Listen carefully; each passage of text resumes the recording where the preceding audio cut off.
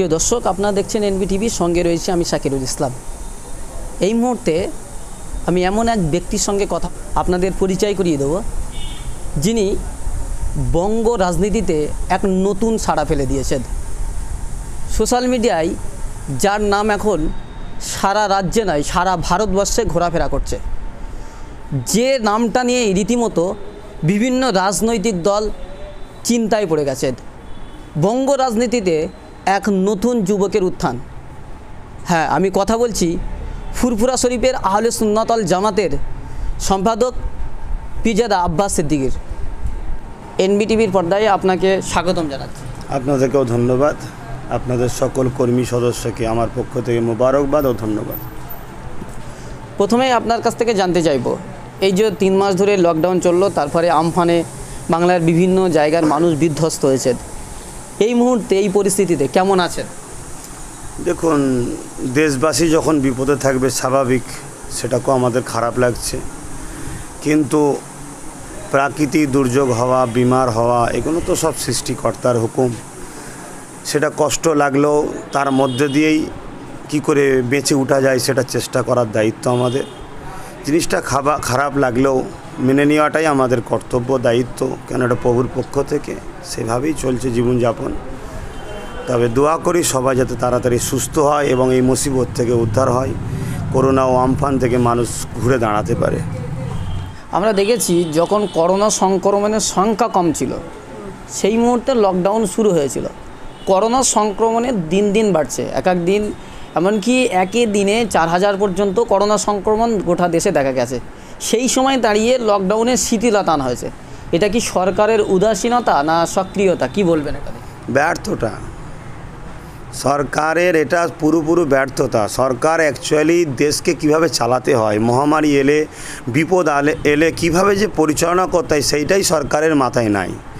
সর্বপ্রথম উচিত ছিল সরকারের 1 সপ্তাহ কি 15 দিনের জন্য দেশবাসীকে ঘোষণা করা, যেটা মহামারী দেখা দিয়েছে, যে যার মতো সেটিং হয়ে যাও, আমি 1 মাসের জন্য দেশকে লক করব। তাহলে আজকে আমার ভারত পুরুষ করোনা মুক্ত ইনশাল্লাহ হয়ে যেত। কেন এটা মাধ্যম ওসিলা, বাকিটা তো সৃষ্টিকর্তা জানে।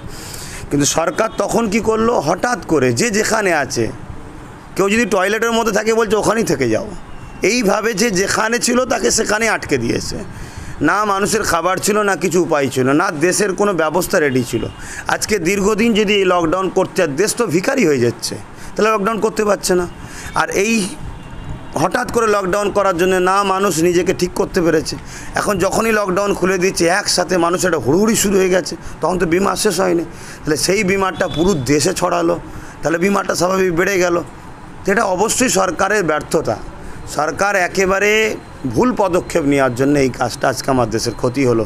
এই জায়গায় এখন লকডাউন করলে আমার দেশ আরও ক্ষতি হবে, দেশ ভিখারি হয়ে যাবে, মানুষ করোনার থেকে বেশি না খেতে পেয়ে মারা যাচ্ছে। সেই দিকে গুরুত্ব মনে হয় সরকারের বেশি দেওয়া দরকার। বিমার হবে, সুস্থ শরীর থাকলে বিমার থাকবে, সেই বিমারের সমাধানের জন্য মানুষকে আরও উৎসাহিত করতে হবে। তোমরা মন খারাপ করো না, তোমরা মনের মধ্যে স্পিড রাখো, সরকার আছে পাশে। সরকারের এটা করা দরকার ছিল, তার ভ্যাকসিন বার করা দরকার, তার জন্য অর্থের প্রয়োজন। দেশ যদি সবসময় লক হয়ে পড়ে থাকে, তাহলে বিজনেস কারবার সব শেষ হয়ে যাচ্ছে, তাহলে দেশে তো খরা দেখা দেবে।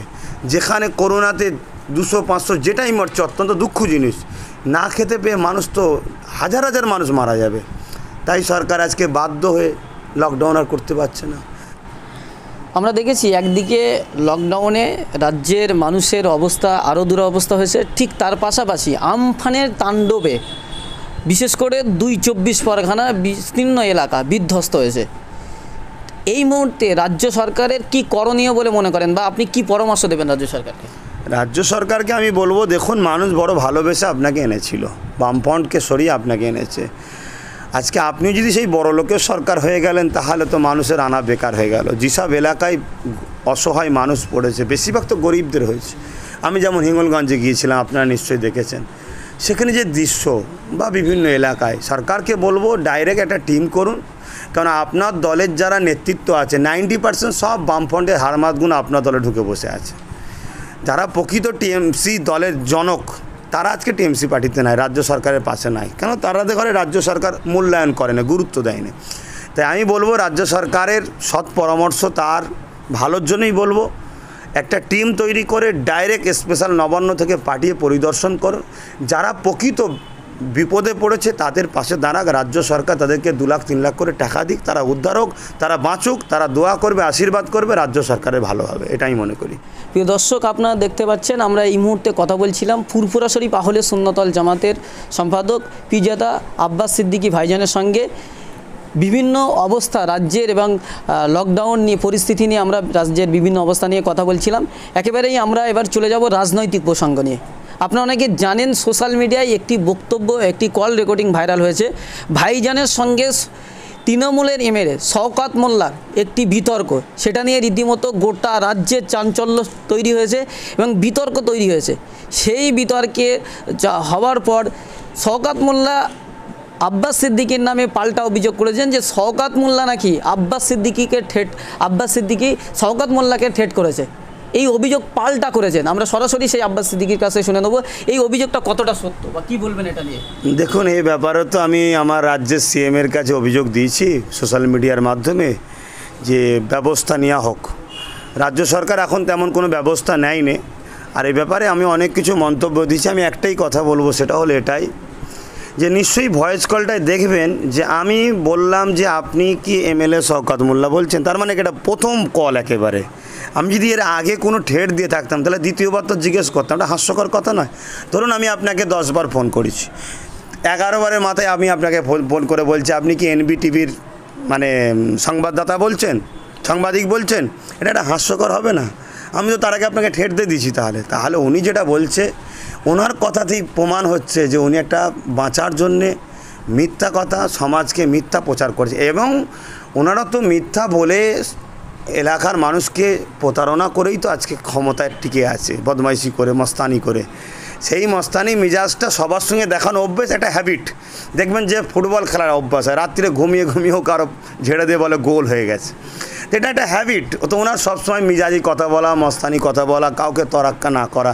সেই জায়গায় আমি যখন বললাম আমি ফুরফুরা শরীফ থেকে বলছি, তারপরেও উনি সেই একই মিজাজটা দিয়েছে। আমি কেন ওনাকে ঠেট দিতে যাবো? আমি তো জানতে চেয়েছি সত্য না মিথ্যা, তাহলে আমি তো কেন তাকে ঠেট দিতে যাবো? এটা তো স্বাভাবিক ব্যাপার, এটা মানুষ জানতে পারে না। দ্বিতীয় নম্বর, এই কথা যখন জিজ্ঞেস করলেন, আর একটা কথা আপনাদের মিডিয়ার মাধ্যমে ভেঙে দিই, সেটা হচ্ছে এটাই যে উনি পরিচয় দেয়নি। তাহলে পরিচয় যদি আমি না দিয়ে থাকি তাহলে উনি কি বললেন, আগে যারা ছিল এখন যারা আছে তারা দালাল, ফুরফুরা পীর সাহেব এখন যারা আছে তারা দালাল। তো পরিচয় যদি না দিই তাহলে ফুরফুরা পীর সাহেবরা দালাল হঠাৎ করে বলতে গেলে কেন? আমি যদি থার্ড পার্টি ফোন করে দিলে পীর সাহেবদের গাল দিচ্ছে কেন? তাহলে ওনার রাগ কি তাহলে মূলত পীর সাহেবদের উপর আছে? তো জানি না আমরা কি ক্ষতি করেছি। তবে দিদির কাছে আমার রাজ্যের তিনি সিএম বর্তমান, আজকের দিনেও তিনি আমার সিএম, মানতে হবে তাকে, সিএম হিসেবে মানি। কিন্তু তিনি যদি ব্যক্তিত্ব হিসাবে কাজ না করে, বাধ্য হবো গণতান্ত্রিক অধিকারে তার বিষয়ে বলার। তবে তেনার কাছে আমি বলেছি আজকে আর কয়েকটা দিন বাকি আছে ডেট আমার, তারপর আমি বিবৃতি দেবো। বাংলার মানুষ যদি মনে করে ফুরফুরা পীর সাহেবদের করে দালাল বলা, যে এমএলএ বললো তাকে যদি দিদি সাপোর্ট করে, এরপরও যদি বাংলার মুসলমান মনে করে দিদিকে সাপোর্ট করব, তাহলে বাংলার মুসলমান আগামী দিন সৃষ্টিকর্তার পক্ষ থেকে কি পুরস্কার পাবে সেটা বাংলার মুসলমান ভাববে। এছাড়া আমি কি বলতে পারি? কারণ এরা তো আমাদেরকে ভালোবাসে বলে, তাই ভালোবেসে প্রতারণা করা তো আমাদের সঙ্গে উচিত হবে না। ভালোবাসা কাকে বলে? আমি যদি বলি আপনার আব্বাকে আমি ভালোবাসি, আর আপনার আব্বাকে কেউ যদি দালাল বলে, আমি তারপরেও তার সাথে মিশবো, তাহলে আপনার আব্বাকে কি প্রকৃত ভালোবাসা হলো? তো বাংলার কোটি কোটি মানুষ ফুরফুরার মুজাদ্দেদ জামানের ওসিলা ইসলাম পেয়েছে, তার মুখের দিকে তাকিয়ে আছে। কোটি কোটি মানুষ আজও ফুরফুরা শরীফের মুখের দিকে তাকিয়ে আছে। সেই পীর সাহেবদের বহু বচন সবাইকে দালাল বলেছে। যে এমএলএ শওকত, তাকে যদি দিদি এখনও বাদ না দেয়, সে দিদি বলছে, সে এক জায়গায় বক্তব্যতে বলছে দিদি আমার ওখানে একটা বাস টার্মিনাল লাগবে, নিশ্চয়ই আপনারা দেখেছেন। সেখানে দিদি বলছে তুই বাস টার্মিনালে করবি, জীবনতলায় তো বোম আর মারপিটলে থাকিস। তাহলে ও গুন্ডা একটা বোম মারবাজি করে, দিদিও জানে, তারপরেও দিদি তাকে যদি এমএলএ টিকিট দেয়, তাহলে দিদি কি তার ক্লাবকে টিকাবার জন্য এই সকল মস্তানকে পুষছে? বাংলার মানুষ তার জবাব দেবে। আর দিদি যদি নিজের ভুলটা বুঝতে পেরে তাকে সরিয়ে দেয়, আশা করছি বাংলার মানুষ হয়তো দিদিকে সুযোগ দিতে পারে। বাকি জায়গায় আমার 44টা বাদ দিয়ে পিরজাদা আব্বাস সিদ্দিকী কেন মনে করেছেন তার রাজনীতিতে আসা দরকার? সবাই আমাদের সঙ্গে প্রতারণা করেছে, তাই সবচেয়ে বড় কথা দিদি যে আমাদের সঙ্গে কত সুন্দর ব্যবহার দেখালো, 10,000 মাহাসা করে দেবো, তারপরে কি বলে ফুরফুরা শরীফে রেল করে দেবো, এই যে একটা ভালোবাসা দিল, দিবার পরও আজকে 10,000-এর 10টা মাদ্রাসা দেয়নি। তারপরে ফুরফুরা শরীফের তাবিজ, ফুরফুরা শরীফের দোয়া, অনেক কিছু বললো। সেই ফুরফুরা শরীফে 1500 দিদির পুলিশ এসে ফুরফুরার মুজাদ্দেদ জামানের বাড়িকে অপমান করলো। এটা আমার বাড়ি নয়, এটা আমার মুজাদ্দেদ জামানের বাড়ি। আমার দাদু বসবাস করছে, আমার আব্বা বসবাস করছে, আমি বসবাস করছি, কিন্তু বাড়িটা আমার মুজাদ্দেদ জামানের। তাহলে সেই জায়গায় দেখলাম সবাই প্রতারণা করলো। কিন্তু এই প্রতারণাটা যখন 2019-এ সিএবি বিল পাস হলো, দিদি বলল যে লোকসভাতে 22টা সিট আমাকে মুসলমান আবার জিতিয়েছে, অতএব মুসলিম তোষণ আমি করব, যে গরু দুধ দেয় সে গরুর লাথি খাবো। জানি না দিদিকে মুসলমান কী লাথি মেরেছে, তবে 21-এ একটা ব্যাক লাথি মারা দরকার আছে আমি মনে করি। সেটা হচ্ছে, ভাষাটা খারাপ লাগলো, মানে সরে যাওয়া একটু দরকার আছে আমি মনে করি। লাথি বলতে এখানে সরে যাওয়ার কথা বলছি, সরি ভাষাটা খারাপ হলে মাফ করবেন। তা সেই জায়গায় যখন দেখলাম সিএবি বিল পাস হচ্ছে, দিদিরই 8টা এমপি হাজির দিচ্ছে না, অথচ সেই সিএবি বিলে বলা হচ্ছে মুসলিমরা নাগরিকত্ব পাবে না। কোন মুসলিম? যারা বাংলাদেশ, পাকিস্তান, আফগানিস্তান এসছে। আমি ইন্ডিয়ান হওয়ার পরও আমি ইন্ডিয়ান প্রমাণ করতে পারবো না, কেন 48-এ দলিল চাইছে, যতই 71 বলুক 48-এ দলিল চাইছে। এই যে যারা আমফানে ঘর ভেঙে গেছে, ডুবে গেছে, মাটির ঘর ভেঙে উড়ে চলে গেছে, আরে জান বাঁচাতে পারেনি, সে দলিল কি বাঁচাবে? তাহলে দেখা যাচ্ছে আমার কমকে, এরপরও বাবরি মসজিদের দলিল থাকার পরও বাবরি মসজিদ অধিকার পেল না। তাহলে আমার কম হয়তো কিছুই পাবে না, সবাইকে তাড়িয়ে দেবে। আজকে যাদেরকে ভোট দিচ্ছি তারা আমাদের ভোটলে জিতছে, আমাদের ক্ষমতাতে জিতছে, তারা স্বীকার করছে আমাদের ঘরে মারপিট করি, আমাদের ঘরে লড়িয়ে তারা জিতছে, অথচ আমাদের বিরুদ্ধে বিল পাস হলে তারা দেখা যাচ্ছে আমাদেরকে ফাঁসাবার জন্য চলে আসছে। তাই আমি ভাবলাম, আমি না দিদির বিরুদ্ধে না পক্ষে, না কোনো দাদার বিরুদ্ধে না পক্ষে, আমার নিজের কিছু একটু থাকা দরকার, যাতে করে বিপদ আসলে কমসে কম নিজের ছেলেলে নিজে একটু লড়াই করে মাথা তুলে গণতান্ত্রিকভাবে বাঁচতে পারি। এই অধিকার নিয়ে আমি 2019-এ প্রচার করেছি যে আমি 21-এ লড়বো। আর এটা তো আমার মৌলিক অধিকার। একদিকে আমার ধর্ম আমাকে বলেছে সৎ লিডার হওয়া, রাজনীতি করা ইসলামে জায়েজ আছে, যেখানে কোনো মানুষের উপর জুলুম হবে না, মানুষের ইনসাফ দেওয়া হবে, মানুষের অধিকার দেওয়া হবে, এমন লিডার করা বা এমন লিডার হওয়া জায়েজ আছে। তথাপি আমি একজন ধর্মগুরু ঘরের ছেলে হিসাবে আমি কোনো জায়গায় দাঁড়াচ্ছি না। আমি ভালো ছেলেকে দাঁড় করাবো, তাদেরকে আমার ভালোবাসার মানুষদের ঘরে বুঝিয়ে তাকে জিতাবো। তারা আমাদের হয়ে, দলিত আদিবাসীদের হয়ে, গরিবদের হয়ে, সে যে ধর্মেরই হোক, অসহায় মানুষের হয়ে তারা বিধানসভায় গিয়ে লড়বে। এটাই হচ্ছে আমার চিন্তা ভাবনা, আমি করব ইনশাল্লাহ। অনেকে বলছেন ইতিপূর্বে বাংলার মুসলিমদেরকে নিয়ে রাজনীতি করার জন্য সচেষ্ট হয়েছিলেন সিদ্দিকুল্লাহ চৌধুরী, ঠিক একই পথে আপনি হাঁটছেন। এবং অনেকে বলছেন যদি তৃণমূলের পক্ষ থেকে আপনাকে টিকিট দেওয়া হয় এমএলএ কিংবা এমপি, আপনি সিদ্দিকুল্লাহর মতো চলে যাবেন না তো? অনেকে প্রশ্ন করছেন। দেখুন, যে ব্যক্তিটার নাম বললেন আমি তার নাম লিখছি না। পশ্চিমবাংলায় তার কোনো অস্তিত্ব নেই, পশ্চিমবাংলায় তার ব্যক্তিগত কোনো অস্তিত্ব নেই। একটা জমিয়তে উলামায়ে বাংলা, এই জমিয়তে উলামায়ে হিন্দ বলে একটা সংগঠনের পশ্চিমবাংলায় জামাই হওয়ার জন্য বিশেষ এক ব্যক্তির দায়িত্ব পেয়েছিল। হ্যাঁ, জমিয়তে উলামায়ে হিন্দ যে দলটা যেনারা করেছিলেন, অ্যাকচুয়ালি প্রাচীন সময়ে তেনারা অনেক ভালো মানুষ ছিল, তেনাদের মধ্যে তেনাদের চিন্তাভাবনা অনেক ভালো, তেনাদেরকে আমি ছোটো করছি না, অবশ্যই তেনারা ভালো মানুষ ছিলেন। বর্তমান সেই জামাই হওয়ার জন্য উনি দায়িত্ব পেয়েছিলেন, উনি কিন্তু স্বার্থপর লোক, মানে একটা সুবিধাবাদী লোক। তো ওনার সঙ্গে যদি আমার তুলনা করার অসুবিধে হবে কেন?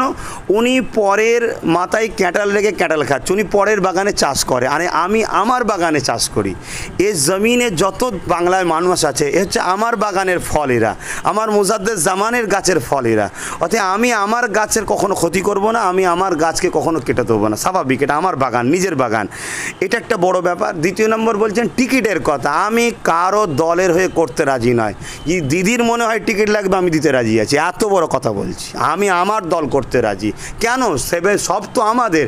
আরে আমাদের লোক নিয়ে বামফ্রন্ট 74 বছর জিতেছিল, আমাদের লোককে নিয়ে মারপিট করিয়ে কংগ্রেস 22 বছর জিতেছিল, তাহলে আমাদেরই লোককে এলে তো দিদি 10 বছর জিতে আছে আর 22টা আবার পেলো। আমারই ভাইকে, আমার বাপকে, আমার মা বোনকে নিয়ে, তাহলে আমার গুণ নিয়ে যখন তুমি জিতেছো, তাহলে আমার গুণ আমি দল করব, তোমার প্রয়োজন হয় আমার সাথে আসো। এটা হলো আব্বাস সিদ্দিকীর কথা। ছোট লাগতে পারে, কথাই দম আছে, ইনশাল্লাহ টাইমে বুঝিয়ে দেবো। 2021 বিধানসভা নির্বাচন নিয়ে বাংলার মুসলমানদের বা ফুরফুরা শরীফের ভূমিকা কি থাকবে? ফুরফুরা শরীফ এটা একটা বিশাল বড় দরবার। এখানে অনেক আমার আব্বাজান, চাচাজান, মুরব্বী হুজুর কেবলারা আছেন, আমার অনেক ভাইজানরাও আছেন। বিগত দিনেই কিন্তু আমরা রাজনীতির ব্যাপারে অতটা গুরুত্ব দিই না। আমরা আমাদের ভক্ত মুরিদদের ঘরে অনুসারীদেরকে বলেছি, বাবা গণতান্ত্রিক দেশে ভোট দেবে, যার যাকে ভালো লাগে দেখবে, যার দ্বারা দেশের দশের কাজ হয় তাকে ভোট দেবে। এবং আমাদের কাছে কেউ যদি আসে আমরা একটাই কথা বলি, বাবা তুমি যদি দেশের দশের কাজ করো আল্লাহ তোমায় জিতাক, এবার তুমি করবে কি করবে না আল্লাহ জানে, এতটুকু আমরা বলেছি।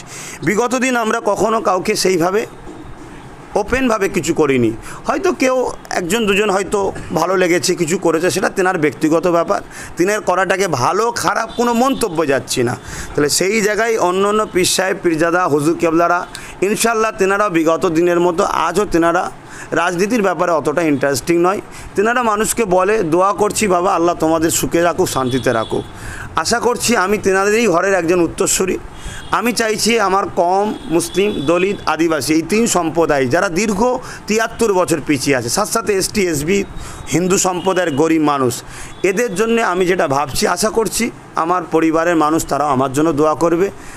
আশা করছি আমরা ইনশাল্লাহ এবছরে মানে ২১-এ নিজেদেরটাই নিয়ে আমরা ভাববো ইনশাল্লাহ।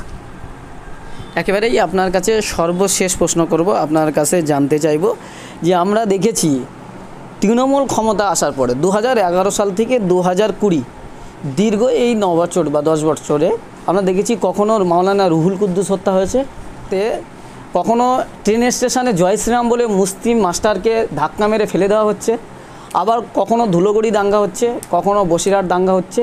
এটা নিয়ে কি বলবেন? কেন আপনি গত কয়েকদিন আগের মালদার কথা বললেন না, একজন স্ত্রীর মানে বুঝতে পারছেন বেস্টকে কেটে নিয়েছে, ওটা বললেন না?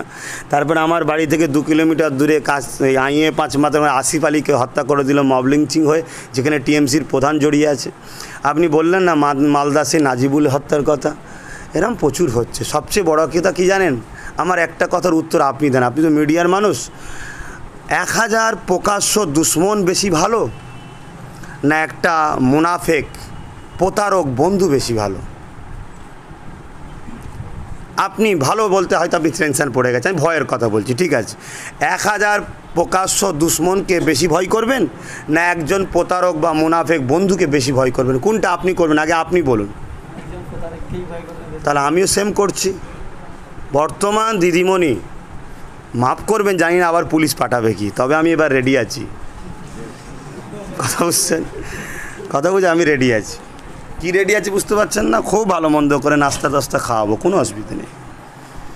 তবে কি বেশ বলছিলাম যে হ্যাঁ, বর্তমান দিদিমণি আমাদের ঘরে এই বন্ধু সেজে প্রতারণা করছে। অতএব আমার প্রকাশ্য দুশ্মন যদি কেউ থাকে তাকে নিয়ে আমি ভয় করছি না। কেন? সে যখন আমার দুশ্মন জেনে গেছি, আমি তাকে রুকার পরিকল্পনা করব, চেষ্টা করব, মরিয়া হব। কিন্তু যখন আমার বন্ধু মনে করে আমি কাউকে আপন মনে করে নেবো, সে ঢুকে তখন আমার ক্ষতি করবে। তাহলে আজকে বর্তমান পশ্চিমবাংলায় যেটা চলছে, ২০১১ কথা আপনি যে বললেন, তখন পশ্চিমবাংলায় কি কোনো আরএসএস বা বিজেপি ছিল? তাহলে ব্যর্থটা কার? আপনার হাতে রাজ্যর দায়িত্ব দিলাম, পুলিশ আপনার, সব আপনার রাজ্যে আরএসএস টিম বাড়ছে, আপনার রাস্তায় বিজেপি বাড়ছে। যে বিজেপির আপনি বলছেন বিজেপি রোকো, তাহলে আপনার রাজ্যে হু করে বাড়ছে। পাওয়ার আপনার হাতে, পুলিশ আপনার হাতে, আর আমাকে বলছেন বিজেপি রোকো। তার মানে আপনি গেটম্যানের দায়িত্ব নিয়ে বিজেপি রুখতে পারছেন না, আর আমি চাকরিতে জয়েন্টই করি না, আর আমাকে বলছেন বিজেপি রোকো। এটা নাটক নয়? অতএব নাটক চলছে। এটা একটা 10 বছরের কন্ট্যাক্ট কি সেটা সময় এলেই বুঝতে পারবে। হয়তো দিদিকে 10 বছরের কন্ট্যাক্টে দেওয়া হয়েছে। আর না হয় আমার মনে হয় কোনো পশুকে জবাই করতে গেলে প্রথমে তার হাত পাকে ভালো করে বেঁধে শোয়াতে হয়, তারপরে জবাই করতে লাগে, কতল করতে লাগে। মাফ করবেন, আমি কাউকে পশু বলতে চাইনি, বুঝাবার জন্যে বলছি। হয়তো আমাদের ঘরে কেউ পশু ভাবছে, তাই আমাদের ঘরে দিদিকে দিয়ে প্রথম হাত পা বাঁধাচ্ছে, তারপরে কেউ তরোয়ালে ইন্তজারে আছে, বাঁধা হয়ে গেলে তাকে অলরেডি ঢুকিয়ে দিয়েছে, 18টা পাইয়ে দিয়েছে, 21-এ ঢুকিয়ে দিয়ে আমাদেরকে জবাই করে দেবে। এটা একটা পরিকল্পনা চলতে পারে।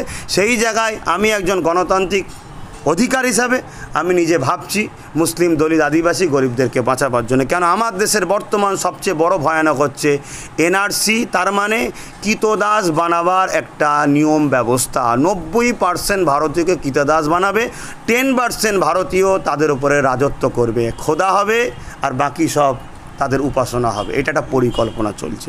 এই জায়গায় আমি একজন মুহাম্মদ সাল্লাল্লাহু আলাইহি ওয়াসাল্লাম অনুসারী হিসাবে আমার ইসলাম শিখিয়েছে লা ইয়ারহামুল্লাহু মান লা ইয়ারহামুন নাস, যে মানুষকে ভালোবাসে না সৃষ্টিকর্তার দয়া পাবে না। তাই আদিবাসী হোক, দলিত হোক, সাঁওতাল হোক, যে ধর্মেরই হোক, অসহায় যে তার পাশে আগেও দাঁড়িয়েছি, আজও দাঁড়াচ্ছি, আগামী দিন দাঁড়াবো।